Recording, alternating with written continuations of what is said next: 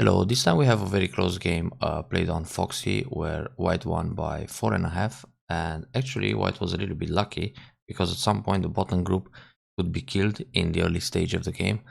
So let's see how this game developed. White is playing a Komoku that faces the lower side, so obviously black will play a move here. Therefore, if white chooses to play a Komoku, it's interesting to play the one at d17, and another option is to play r4. So if black still wants to play a move in order to attack the Komoku coming from the same side, black has to go for diagonal Fuseki like this, and then immediately attack the lower corner. Now if white plays d17, the same thing will happen. Black has to go for a cross Fuseki, so diagonal Fuseki again.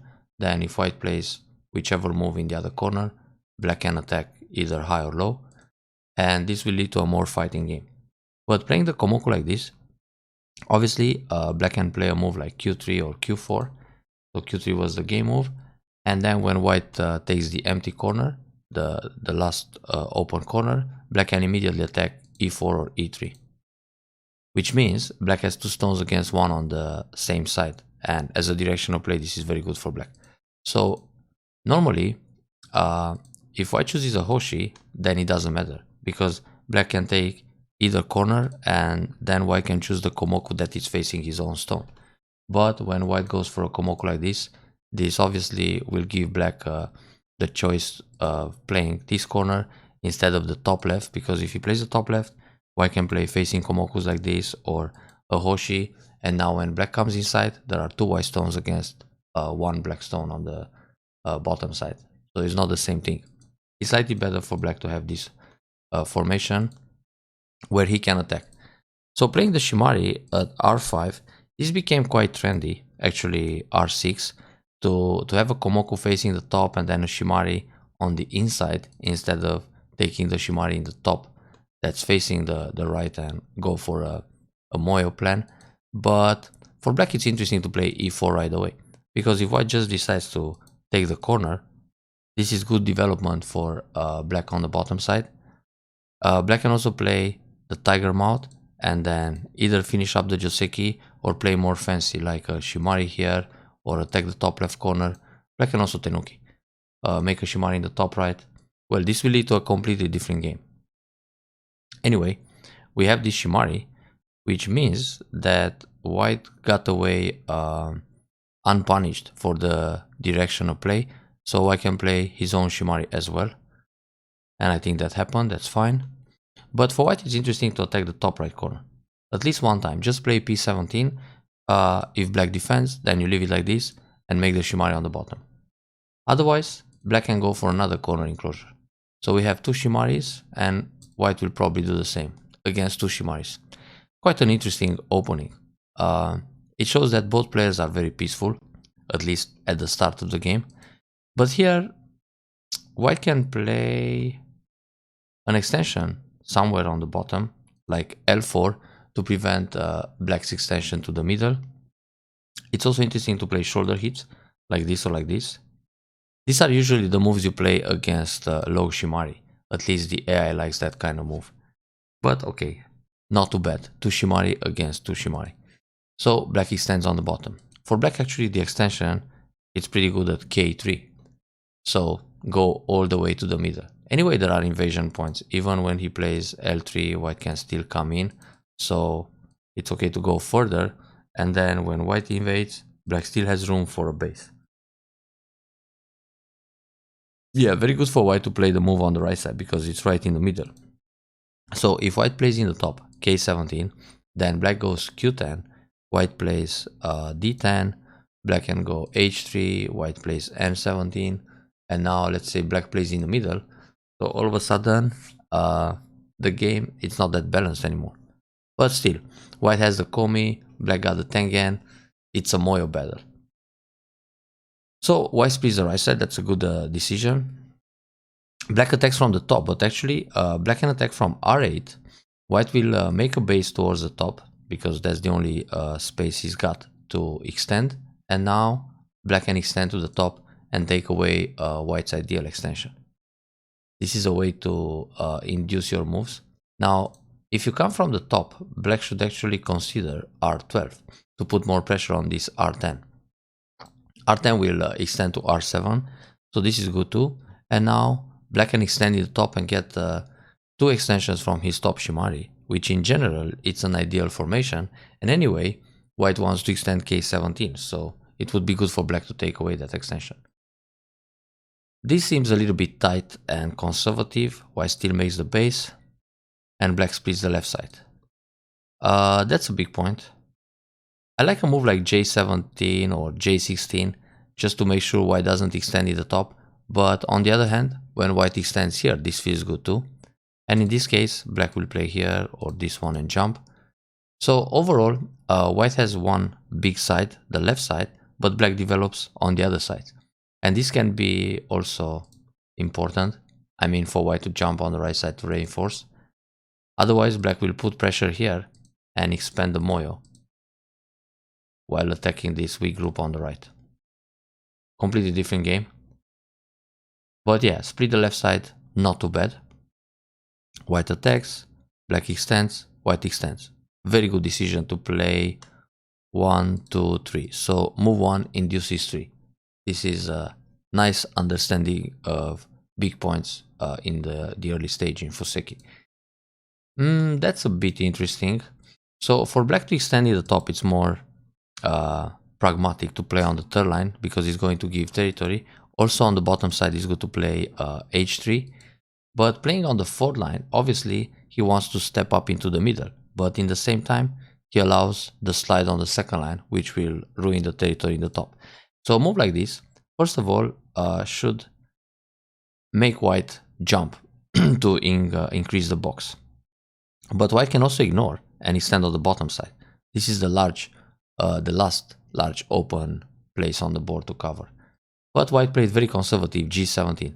Actually, if you want to play in the top, just to surround that territory, it's better to play on the fourth line, because there are two stones on the third line already, so if you step up to the fourth line, it's already more balanced. Otherwise, it just feels flat to have everything on the third line. But a one-space jump like this, trying to make the box and have access to the middle, it's a bit more active. Anyway, so far so good. So black should play something like h3, I guess. Yeah, that was the last open big point. So now it seems the Fuseki moves are pretty much finished, and we gotta transition to the middle game. And both black and white have a weak group inside the opponent's sphere of influence. So for white, it's interesting to jump here or to play a one-space jump like this to reinforce the group, prevent being pressed down, and then prepare an invasion. So a move like this, maybe black will just play here to prevent the invasion, then white can attack the left side like this or take away the base. Or simply slide in the top and go for a territorial war. Now white just jumps in, and that's a little bit risky. And here it's where probably the first critical fight of the game started, and it became dangerous for white. First of all, black can play leaning moves on the right side, so get stronger, attacking this right group in order to catch the entry stone. So if something like this happens, the bottom stone, it's in a lot of danger without even attacking directly. So white is in trouble. I mean, the stone will just die inside. So black goes for a direct attack here with his schema. Not so easy to make life like that. Normally, you gotta play a tsuke here. Usually when you don't have too much room, you need to start playing this kind of attaches to make yourself some more space. And an attach like this, then come out.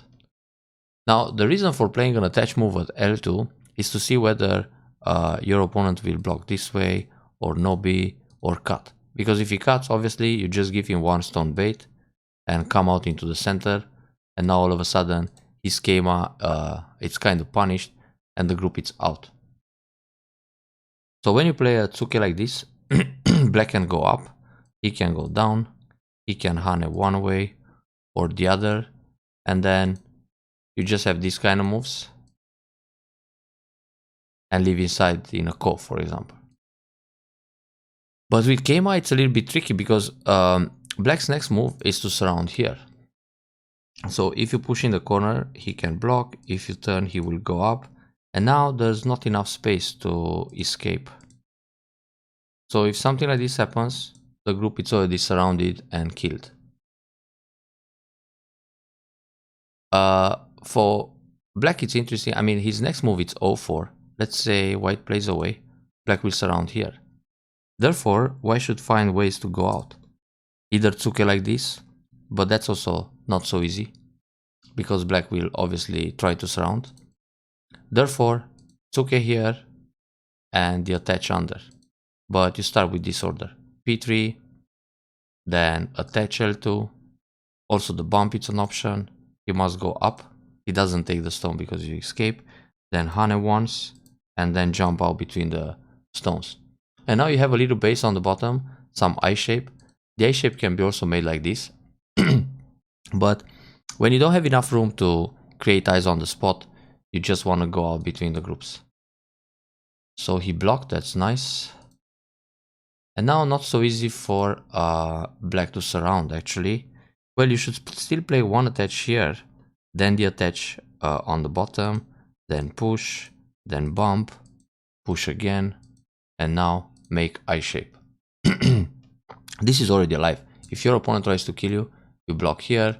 If he plays this one, you block like this. When he connects under, you have the throw in and Atari from behind.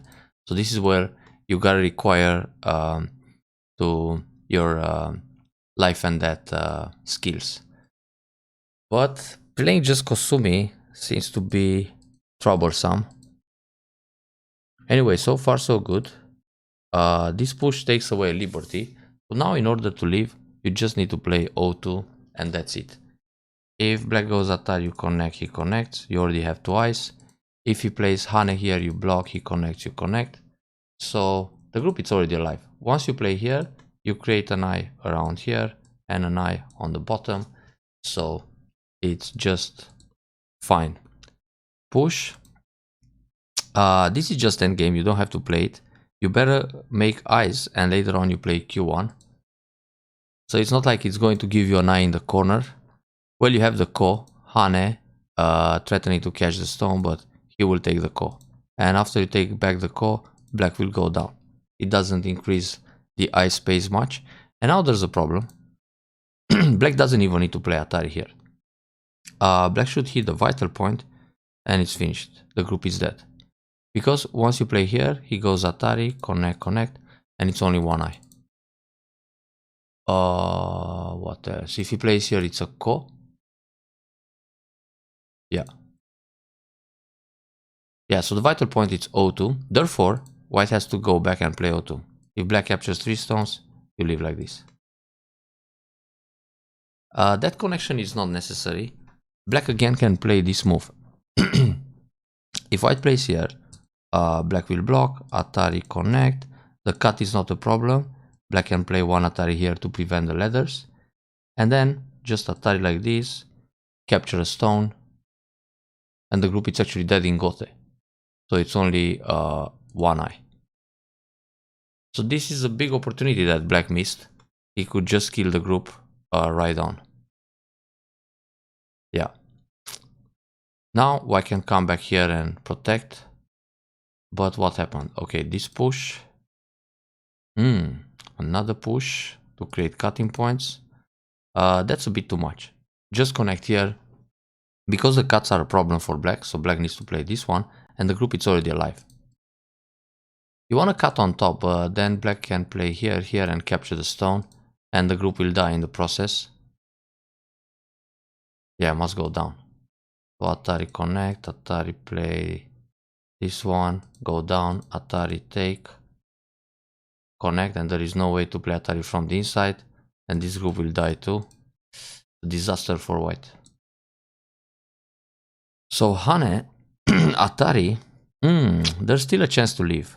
Just play here, Black captures, block, Atari, connect, and the group is alive. Well, White lost some points, but the biggest part of the group, it's alive. So now we have a Ko. Ouch. As a Ko threat here, uh, white could cut. It's a local threat. But the problem is, black might leave it. So Atari, if you connect, he kills everything. You must play uh, Atari here. Ooh, wait. Push, block, this, Atari, connect. Ah, it's all dead. My bad. That's not a cut threat. So, yeah, you gotta play away. But black can actually just ignore. And now, when you push through, it's not such a big damage.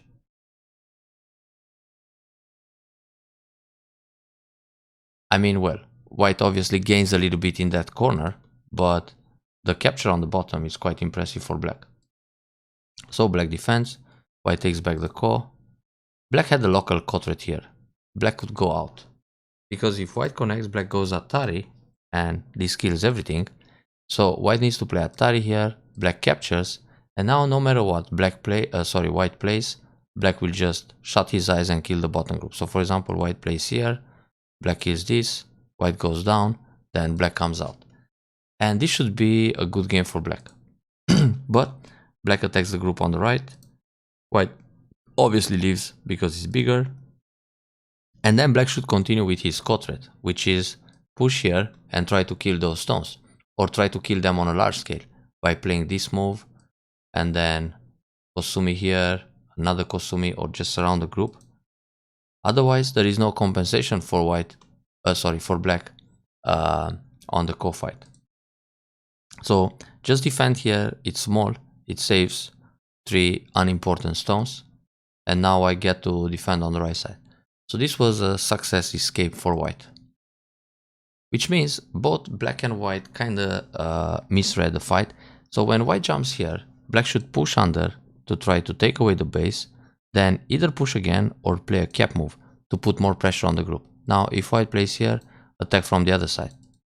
If black pushes again, white might just ignore and jump out, but even so, black can play the peep and then cap to use the thickness in the middle and attack more severe.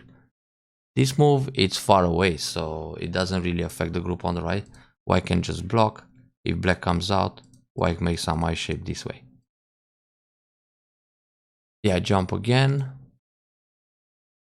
This push is not necessary. Just block to secure the base. If black doesn't play here, the clamp will make ice. And anyway, this kind of move or a jump towards the top will already give enough ice space for white.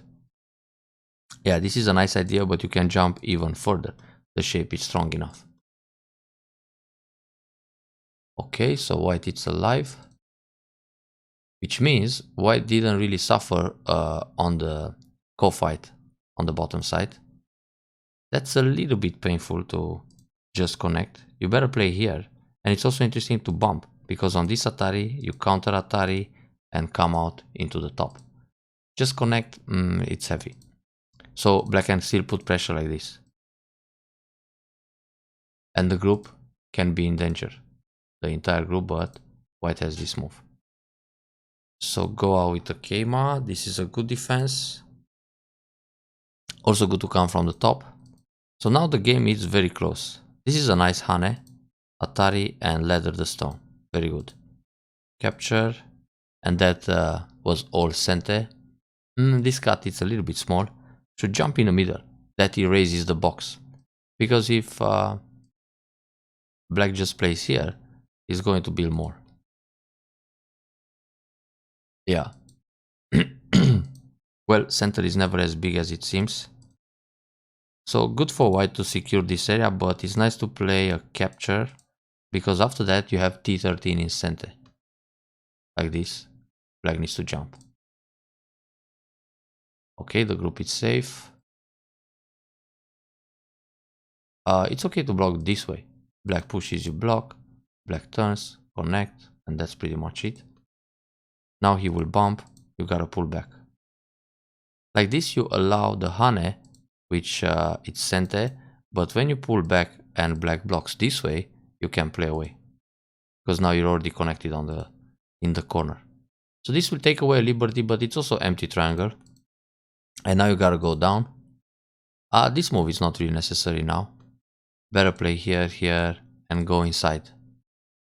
Well, black will push and cover, then slide in the top. This is the last large endgame move on the board.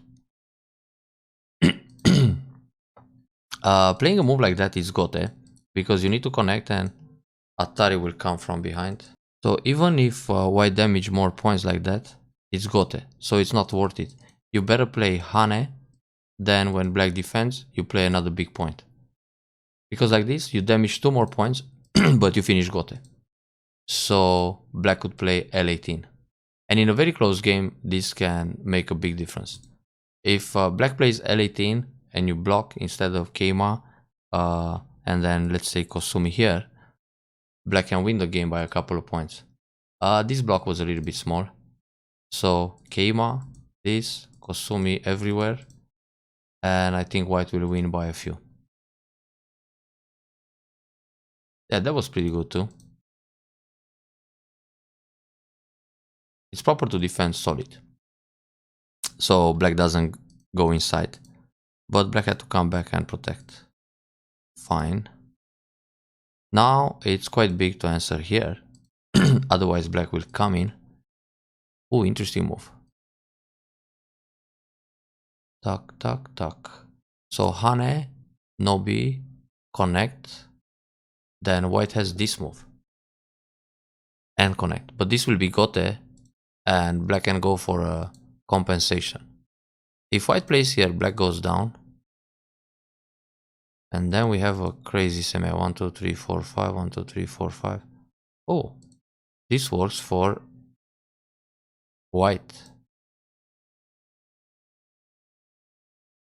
Ah, yeah. Nice combination. So my bad. Black needs to protect. White pulls back. And black hits center. Black should Atari here, then capture 2 stones, then Kosumi like this. Oh, that's a strange move. Kosumi is more interesting here. And everything is center. Then just leave it. And this Atari is super big, because if white answers, black can go inside and damage some more. Now this can be a winner for black. So black took gote. And this is center too. Yeah, if black Atari, white connects, black needs to defend like this or solid. But white should really come back here and protect. Let's see who gets to play that move first. That was a good reduction. Yeah, black got it. And white should actually pull back. Black takes 2 stones, Atari, connect, defend. In fact, it's pretty much the same. Ooh. Now that's a bit dangerous. If black plays Atari here, white takes, then Atari here, white needs to fight the call. It's too expensive. That's why white had to go here. And then on this Atari you play here, on this Atari you capture. So when black connects, you connect and you let black push in center a couple of moves, but you don't lose the entire top side. White was lucky. So black could play either this or Atari here and go down. No, I'm sorry. This doesn't work. You gotta play double Atari. If white connects, take the stones. If white takes, Atari. And now when white connects, just connect and kill everything. So it's a co-fight. That's small. This is big. Very good. Actually, white could play this move. If black connects here, white connects this way. If black plays here, white connects this way and even cuts. And now black has to go down to stay alive. It's a big reducing.